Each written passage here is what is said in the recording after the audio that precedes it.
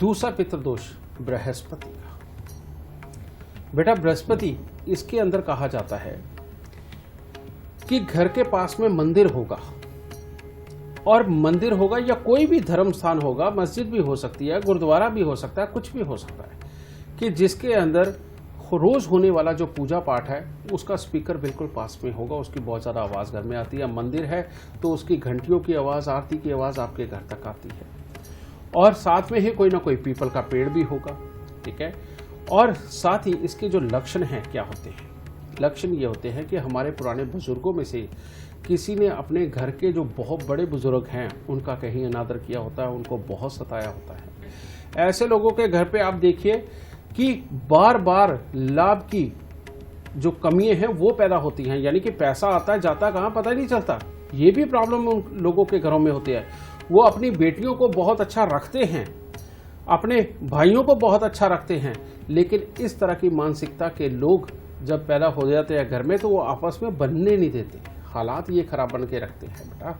तो इसको ठीक करने के लिए ठीक उसी प्रकार आप अपने खानदान के लोगों से बराबर के पैसे इकट्ठे करिए, समझिए। और मैंने आपको बताया कि अगर आपके खानदान के लोग आपसे नहीं बोल रहे या आप शर्म महसूस कर रहे हैं उनसे पैसे लेने में, तो आप उनके नाम के 10 गुना पैसे डालिए जितने आप डालने लगे हैं। आप 10 रुपये डाल रहे हैं तो उनके नाम का 100 रुपया। और इसमें एक बात और, अपनी सक्षमता के हिसाब से आप ज़्यादा से ज़्यादा करने की कोशिश करें, कम मत करने की कोशिश करें, ये ध्यान रखें।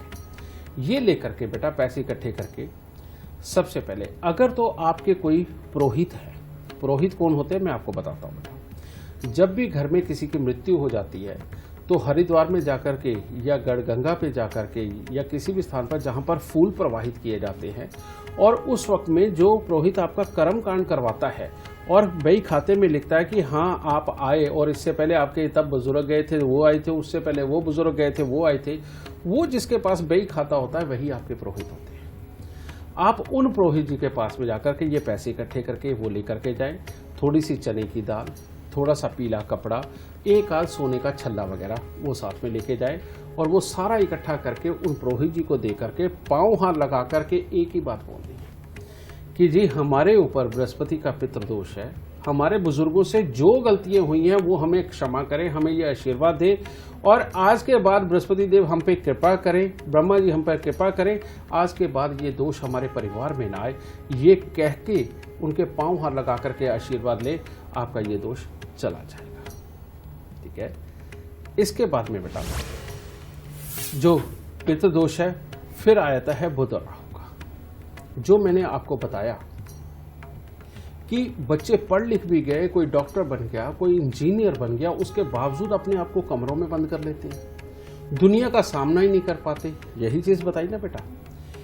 इन लोगों के पास में ये बुध और राहु का इतना खराब योग ये बनता है बेटा, ये डिप्रेशन वाला।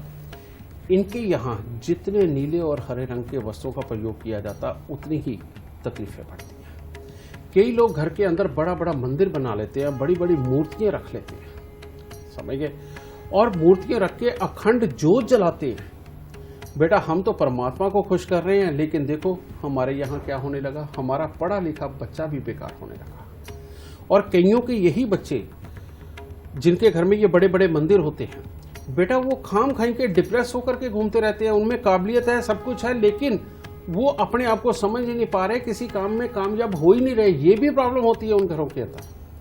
और ऐसे घरों में समृद्धि कम नहीं होती परमात्मा की दया से, लेकिन बच्चों के कारण तकलीफें बहुत बढ़ती चली जाती हैं। और खास तौर पे ऐसे घर में शंख, सीप, कौड़ियाँ, ढोलकी, tabla, sitar, guitar, money plant, रबड़ प्लांट, तुलसी, ये चीजें अगर घर में हुई तो ये इसका असर और बहुत ज़्यादा प्रचंड पड़ता है।